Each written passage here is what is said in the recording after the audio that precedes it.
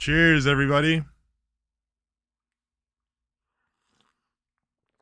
Welcome to the first proper episode of the Drinking Tea with MK podcast. We're turning this channel into a podcast format. So hopefully it's a weekly podcast. So I talk about whatever I want in this week. For a podcast length of time, I have a cup of tea with me every time because I want to keep that gimmick going. I kind of fell off when I was making the individual videos. I'm not sure whether I'm going to have the One Piece chapter reviews as separate or part of the weekly stuff, but that's for another day because right now we have Spider-Man to talk about. Right, I'm going to jump straight into this. This entire episode is going to be about Spider-Man, whether it's about the movie or whatever. It might be a bit Marvel focused in general, but we're going to jump straight into this. So I loved Brand New Day. Can I just, it might be my favorite Spider-Man film. I know it's very fresh. I let it sit for a day before I said that. Because I've been kind of here and there watching the other ones. I watched No Way Home before this movie came out, and I have, this movie fixed my major complaint with No Way Home. This isn't spoiler, so major spoilers obviously for the movie, but this isn't a spoiler. It's kind of a thematic spoiler, right? Like my big issue with No Way Home, like when I rewatch No Way Home is brilliantly written. It's well written. Peter Parker's storyline in that movie is very good.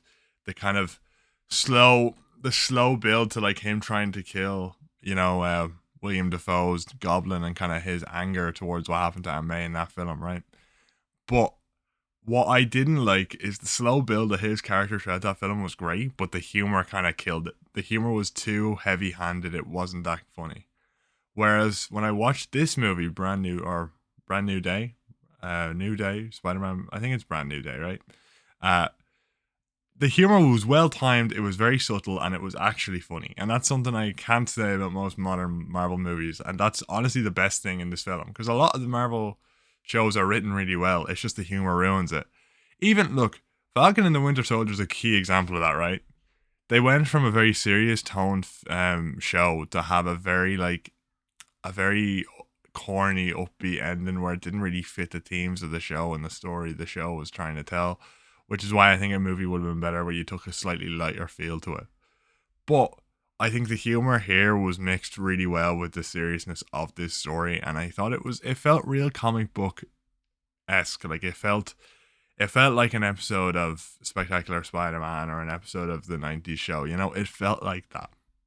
But it had the stakes of a movie. It had the climax of a movie. It was great. Peter Parker in general, like Tom Holland's performance was fantastic. I really enjoyed it. The physique was also incredible. Holy fuck, bro. Oh, damn. Damn, man. That was pretty incredible. I was like, shit, I gotta get that physique, bro.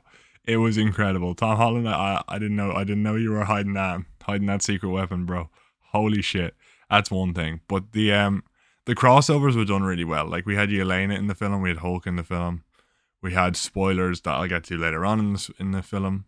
We had Punisher. I loved the relationship with Punisher in this film. It was really, really good. The way they played off each other, it was so fun and just such an enjoyable relationship. The quips and the humor, the way they used Punisher to have humor around Spider-Man in serious moments was well done, and I really enjoyed it. I didn't watch a Punisher TV show. I'm kind of making a point not to watch the TV shows as of now because I just hate the idea of them. I won't lie to you. I think a movie universe is very important. I enjoy the movies being an event. I kind of don't like the TV shows. And even if I do watch them, it will be by proxy because of the movies. I am not watching them unless I enjoy a character in the movies because I just refuse to get like pulled into the TV shit. I don't know. I have no interest in it. The only one I'm watching right now is X-Men 97. But I will say I am semi interested in watching the Punisher one after this because he was very good. I really enjoyed it. His performance and how he played off Spider-Man was really good. And I think my favorite thing about this film, besides the action was really good. Like the cinematography, the choreography of the fights, I just really enjoyed it. And the moves they had Peter doing were incredible. It felt very dynamic. He was learning new abilities. It was really cool.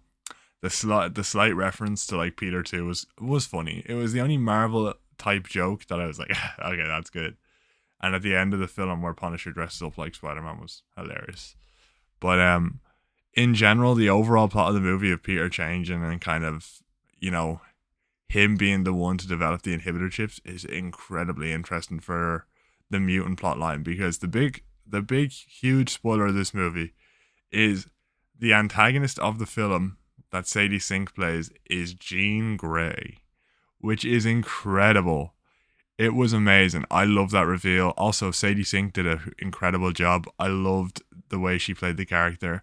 I don't remember a lot from the X-Men films. I watched them growing up with my mother, and my mom loved the X-Men, so I know when she's seen this film over the weekend, she's going to adore this shit, man. She loves the X-Men, and we saw in the Doomsday trailer that the X-Men are back. I kind of like how they're probably going to have two different versions. They're going to have the MCU X-Men and the crossover X-Men. I don't know the context of Doomsday. I'm going to figure out the context before the movie starts. But I'm very excited to see where they go with this version of Jean Grey and the X-Men in general. Oh shit.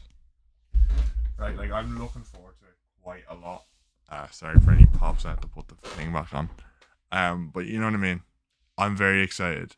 The way they had her kind of mirror Peter in an interesting way, but also she didn't really, even though she can get inside people's minds, she didn't really realize the difference between her and Peter until the end of the film. And showing that moment with Aunt May and like having it be Jean Grey, like the resolution for Jean Grey, was so interesting because it shows you the difference between what Peter became and how he could have turned out. And it's because of the people around him and how influential they were to him, you know?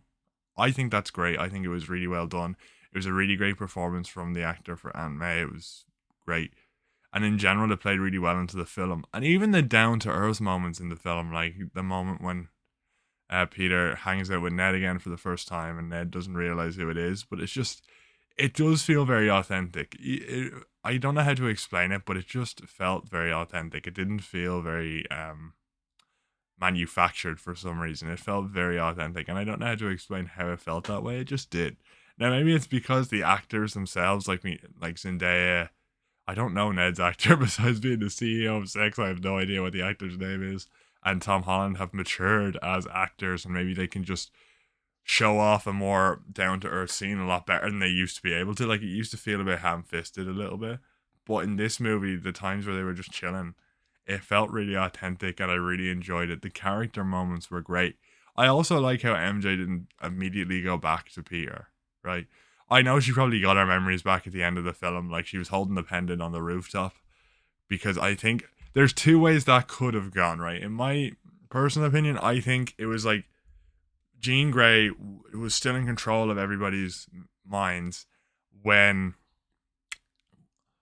Peter was talking to her and Peter was helping her out. So I think the thing that happened was basically as like a final gift to Peter. When Peter like helped her out, she was like, "Yeah, I'm doing this." She gave her memories back somehow. I don't know how she did it. I know she had those memories because she was in Peter's mind at some stage, or at least tried. But yeah, no, I'm really looking forward to seeing where that goes. It would have been interesting to have her not regain her memories and have to like rebuild that relationship from scratch, and only after they rekindled the relationship have those memories back, so it makes the relationship stronger. But he rekindles the relationship separately. That would have been interesting. But the way they did it, I think, was very good, because when she didn't have her memories, she rejected him in a very very mature way. They didn't have it be like like an anger filled moment. It was a very subtle, very like down to earth, very human moment, and I thought that was great. And that's one thing that makes me think these two have really matured as actors overall, because their performances just felt so controlled and really good, like really human. And I haven't felt that from Marvel movies in a while. I really enjoyed both Zendaya and and Tom Holland's performance, right? And I just think it was great. Even Bruce Banner doesn't make sense to me. I won't lie to you. I'm sure it's a She-Hulk thing. You're not getting me to watch She-Hulk, but I'm sure it was revealed in She-Hulk that he lost control of the Hulk or something. But it doesn't really make sense to me right now because he had full control of it during Endgame. Again, if She-Hulk was a movie, that problem wouldn't be a thing. You could just watch the movie. But no, they made it into a shitty TV show. So, it is what it is. I'm going to have beef with these Marvel TV shows forever, man. The only ones I've watched are first season of Loki, WandaVision, and The Falcon and the Winter Soldier. That's when I was like in my Marvel phase. And then the TV shows, I was just like, no, I know what they're doing, and I don't want. I'm a big movie guy. This is what worries me about the DCU as well. Like, I don't want to be involved in TV shows for when it comes to my movies. I just want to be able to sit down and watch my movies, man. Movies are like a separate medium. I don't know how to explain it, but to me, it's like if you're gonna make a movie universe, keep it to movies, because that was the best thing about the original MCU was 22 movies. You could just watch them one after another, and they were great. The story consistency was similar because the same constraints were in place for all of them.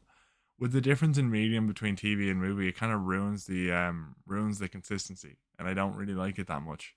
I don't know. That's just a personal take of mine, and it's really ruined the MCU. I think personally, I think the TV shows were honestly the death of the MCU because it spreads them thin. 2 to 3 movies a year is all we need. Two, like once every half. Big events at the end of each half of the year would be brilliant. That's kind of all you need for the MCU, I think, and it makes you more selective of the stories you tell, and you can kind of integrate it into an overall story, which is what they did with the original saga. But anyway, enough complaining about the movies because I'm just assuming that's where all the stuff with Hulk came. Hulk's performance, Bruce Banner's performance, or Mark Ruffalo's performance was really good. I really enjoyed it. I enjoyed every performance. It really felt like a comic book. Like it just felt. It didn't feel like someone trying to like, wink and nod and make fun of comics. It actually felt like a comic book movie.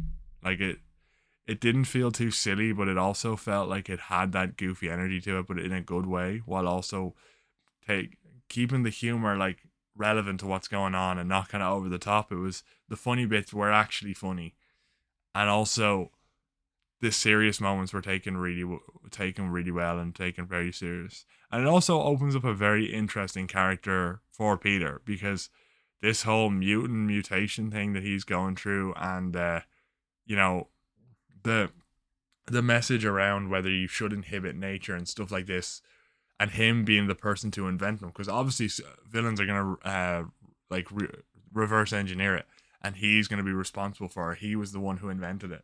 Like this is his Tony missile moment, but it's gonna be more subdued, and he's not gonna figure it out till later, right? For real. And it's going to be a serious thing within the X-Men. I think it's going to cause some tension in the X-Men movies when they come out, and in general with him and Magneto if they ever interact. And I'm really interested to see where this goes for Peter's character, because indirectly he's responsible for whatever happens next, right? And that's something I think is very core to Spider-Man, where he fucks up trying to do good in like such a way that he wouldn't realize as it was happening. But it's going to be really interesting. I'm so excited. I really am. That honestly was one of the more exciting things about it personally for me. Um Generally, though, the beginning of the film, I just thought was so sick. Like him just going around doing like friendly neighborhood Spider-Man shit, and like he had the little radio. Like my uncle loves that shit, and I was just thinking of my uncle the whole time. He used to have police radio, like radios onto the police channel, like tons of them. But there's new laws put in place years ago. He couldn't have it anymore. But he used to just listen in and shit. I was just like, that's just so much like him, and I was like, that's funny, and I got a great laugh out of that. It felt real human. It was great. I'm gonna say that a lot in this because the best thing about this film is that it doesn't feel like corporate manufactured, like even though it probably was. The whole thing is that I understand, like I get that everything is corporately manufactured, right? That's how media is, that's how entertainment is nowadays, because it's owned by fucking Disney lads. The big mega evil corporation. Like I get that, yeah.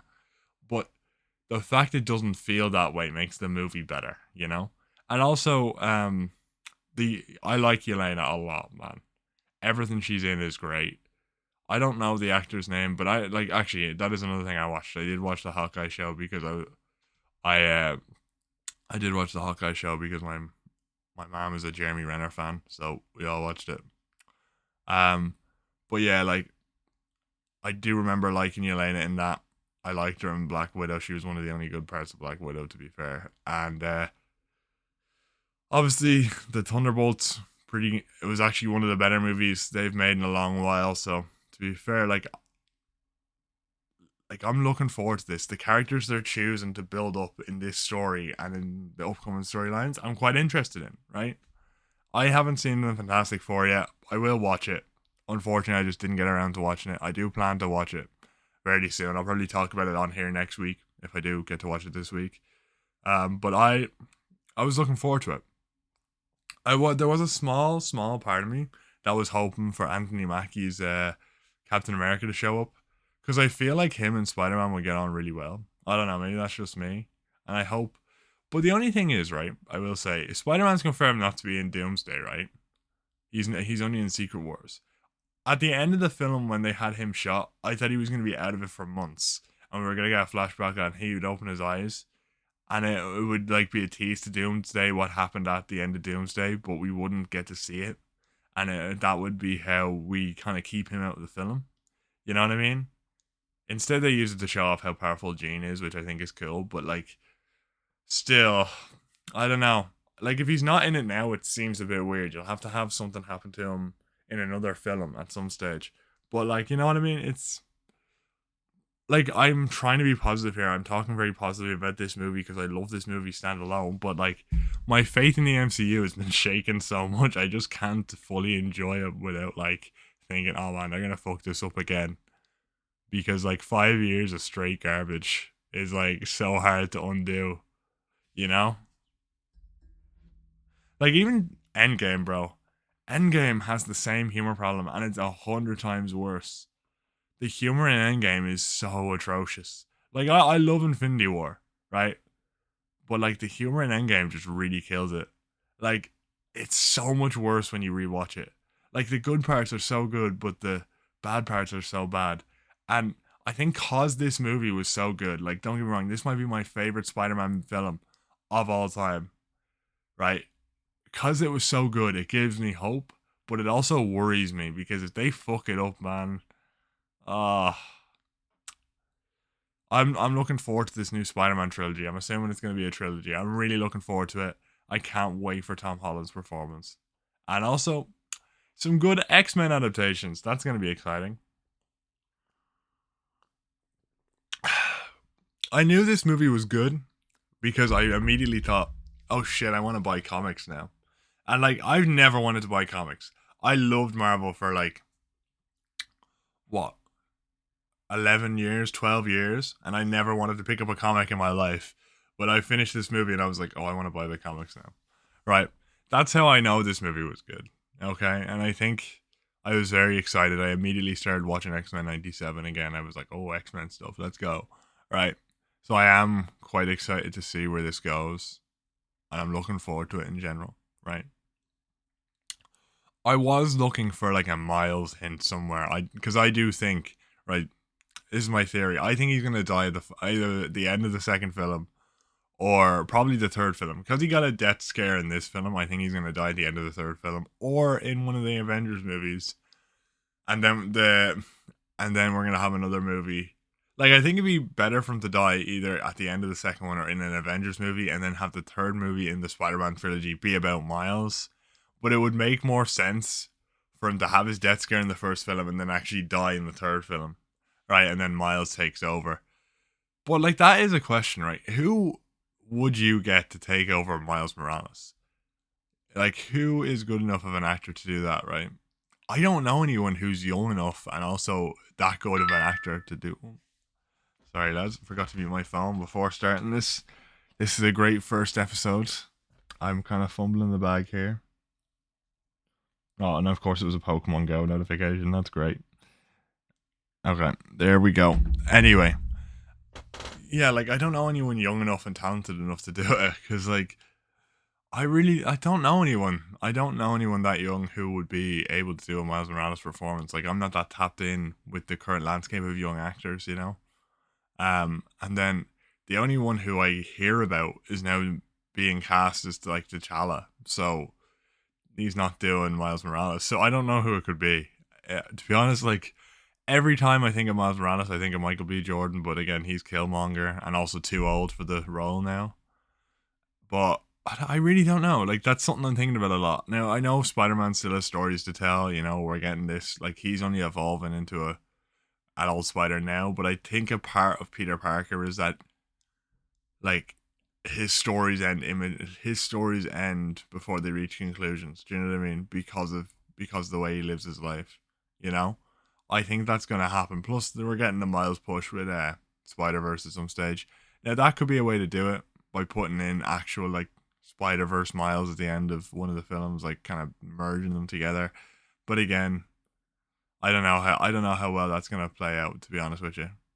I'm excited though. The whole change in Spider-Man thing, the organic webs, kind of bringing back the Spider-Man one style of combat. I think that's gonna be interesting. You know, kind of making it so like Toby's legacy. They're really keeping Toby's legacy intact because they're like, oh, his version of Spider-Man is the mature, old, like well developed Spider-Man. It's really interesting the way they're going about it. Like, you know, even with the organic webs being a sign of evolution, and it also bringing up the debate of like metahumans and everything. It's really cool. It's a really cool way to introduce the X-Men really early on. I didn't think they were gonna do it with Spider-Man because I know in the comics he's not a mutant, right? But if they make him a mutant, that'd be very interesting. We also saw a spider again. I don't know if that meant someone was gonna get bitten. There was a blonde lady in this movie, and I was like Gwen Stacy because it was like, oh, we're in the same apartment building, and he moves away. He moves away from the building and moves up somewhere else. It's like Gwen Stacy. I originally thought that was Sadie because I haven't seen Sadie Sink in anything, so I didn't really know what she looked like. And I was like, oh, is that Sadie? That's her character gonna like show up, be like, oh, we live next to each other or something. Nope. But it could be someone else, and there was a spider zoom in, so maybe that's their Spider Gwen or something. I do think they're gonna do a multi Spider universe at some stage. Everywhere's been doing it. It's gonna happen. You know, they're not gonna stick to just Peter Parker and then have him be killed off and have Miles Morales. There's gonna be multiple spiders. They might kill Peter off before Miles Morales shows up, but I do think that there will be multiple spiders at some stage. I think Miles Morales plays better in that idea.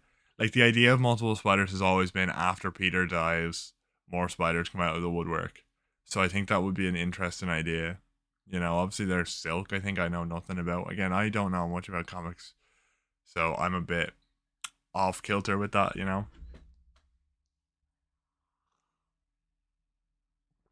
but in general, like I don't know where it's going, but I'm very excited. I don't. I feel like Doomsday is the opposite of this film. Doomsday feels so manufactured. Doomsday feels like they just want us to go because of the big star power. It doesn't feel like a good film, and I'm not excited for this film. Like it made me more excited for Doomsday watching this film, but I also don't believe they'll do the same thing. Like when I looked at this director afterwards, I was like, okay, of course he's decent. He did a really good job with Shang-Chi, you know? But I just don't see the Russo brothers doing it the same way. Because like we know they did a good job. I love Captain America the Winter Soldier.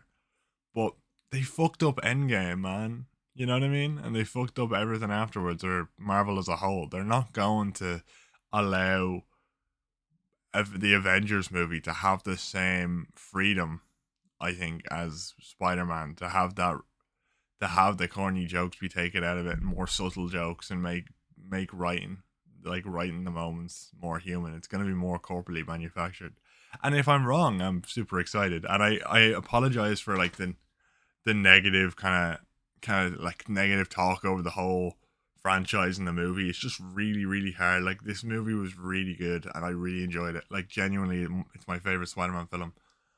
But I just don't trust the people at the helm of Marvel to do a good job anymore. Like, because even as I said, rewatching Endgame, the jokes ruin it. It really does. The jokes, the humor completely ruins it. It takes you out of it. It does not meld well with the story. It's terrible, right? The actors try. They do a great job, right? I love Robert Downey Jr. I love Thor. I love Hulk. I love all the original Avengers. Scarlett Johansson's whole scene in that film was incredible. You know, Jeremy Renner. Even Brie Larson. Look, Brie Larson's films weren't the best, but her performances in the Marvel movies or in the Avengers movies were pretty decent, right? Obviously, she had that one scene where it was like super ham-fisted, but that wasn't even her. That was just the whole thing. Like that was just the whole frame of that scene was really shit. But what can you do? You know, like that's the thing with Marvel. You never know. You could get something like Brand New Day where it's fucking incredible, or you get something like fucking the crap they've been producing for 5 years. You know, Quantum Mania. I don't know, man. It's just I have no faith, but I'm like super excited at the same time. It's such a weird place to be in. It really is. And I feel like I'm not allowing this movie to just sit on its own. I'm talking about the whole universe around it. But in general, though, I am excited for Spider Man. I'm very excited for Spider Man. If we let the Shang-Chi director continue making these Spider-Man films, I think they're going to be great. I think if he directs this trilogy, that would be great, and I'll have full faith in these films. I think he's a great director. He did a really good job with Shang-Chi. I heard wonderful things about Wonder Man, but I haven't watched it yet. Again, I don't know. I think gaining my trust is going to be really hard. If Doomsday pulls it off, they'll have my trust, but if they can't pull off Doomsday, it's going to be a rough one. Um, but in general, I'm very excited. I do hope Spider Man's in it, like, because Spider Man's story has been really cool, and I know there's an argument to keeping him out of it because he's becoming a real neighbor. They're focusing really much on the neighborhood Spider Man side of things, and I do think that's cool. But I don't know.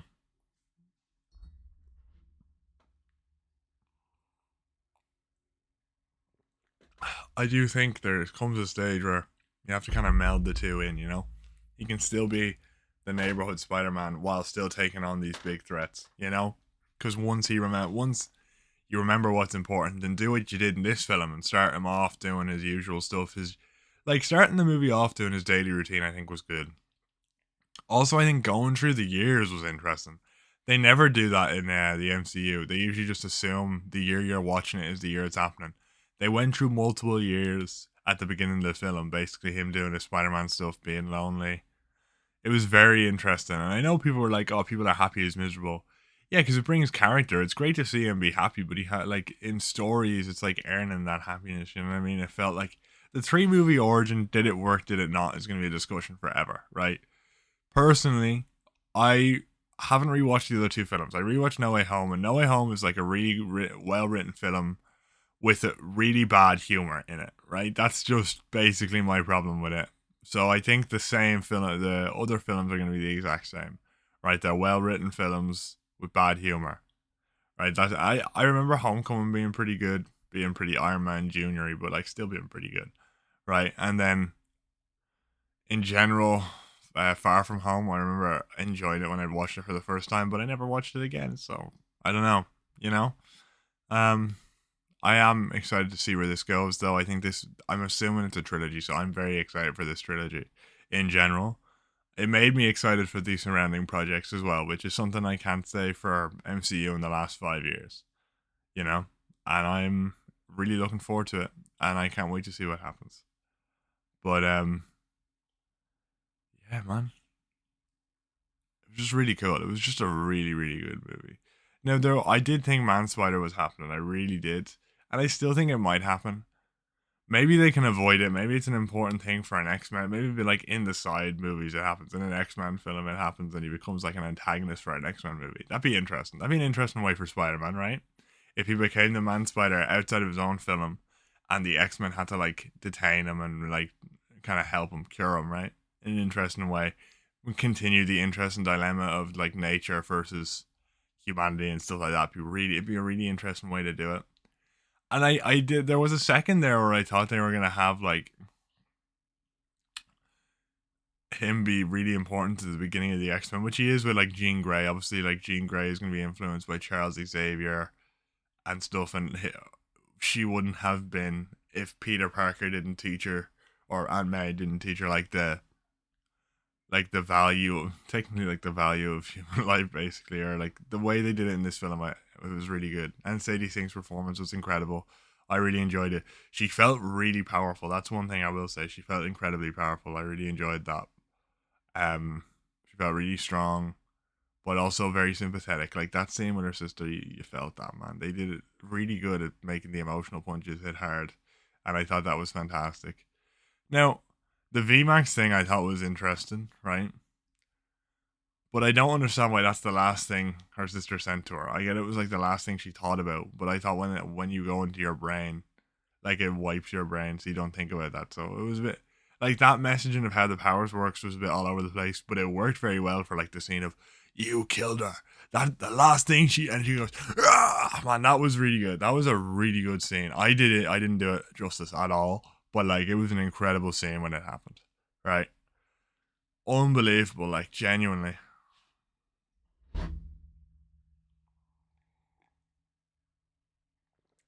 That's the one thing about doing these episodes with a cup of tea. By the time I get a half an hour in, the tea goes cold. So I haven't really decided how long to make these episodes, whether to like only do like 45 minutes or do an hour. Like they are podcast episodes, so usually I expect them to be longer, but like half an hour is a full TV show, you know? Like, I'm a TV star now, boys, you know? I don't know. We'll see. I don't know what style I want to go for. It would be kind of cool if I just talked until I finish my cup of tea. That'd be a cool gimmick. But we'll have to see. We really will. I will say, the more the Punisher stuff happened, I was like, I really want to see Spider-Man and Wolverine interact, because it did just kind of feel like an episode of the 90s TV show. Like it just felt very good. Like I know I've repeated that multiple times throughout this video, but genuinely it felt like a really good movie. And that's just something that I haven't experienced watching Marvel movies in so long. Like I was the biggest Marvel stan for so long. I loved Marvel for years, man. This is why it hurts so much, because I just lost so much faith in them.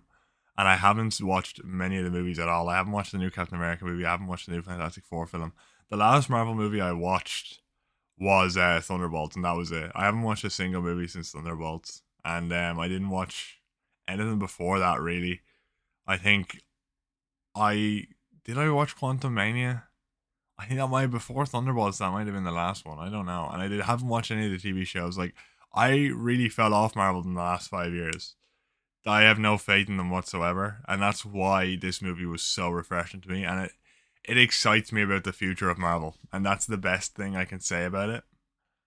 Because if we have people like the actors and the directors who worked on this movie at the helm in any regard, that will be telling Kevin Feige to shove it up his hole and stop with the corporate meddling, right? Because Jesus Christ, the guy is like trying to be like, oh, we didn't build up Thanos. You did. You was in nearly every post-credit scene.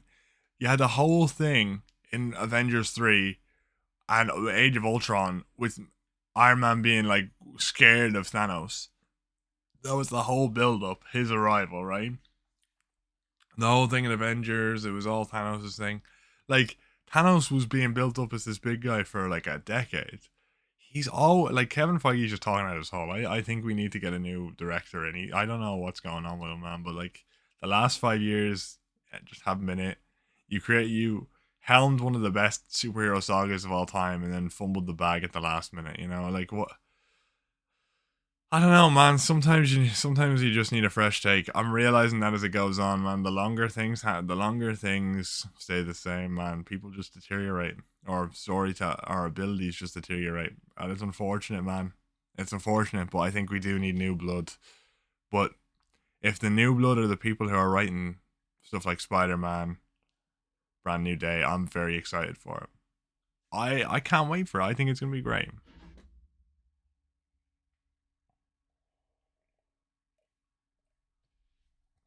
But with that being said, that is it for me for today. Hope you enjoyed the first episode of the Drinking Tea with MK podcast. And have a great one. I hope you had a fantastic day. And even though I've spoiled the shit out of this movie, if you haven't seen it by now, make sure you go watch it. Cheers, everybody. Have a good day.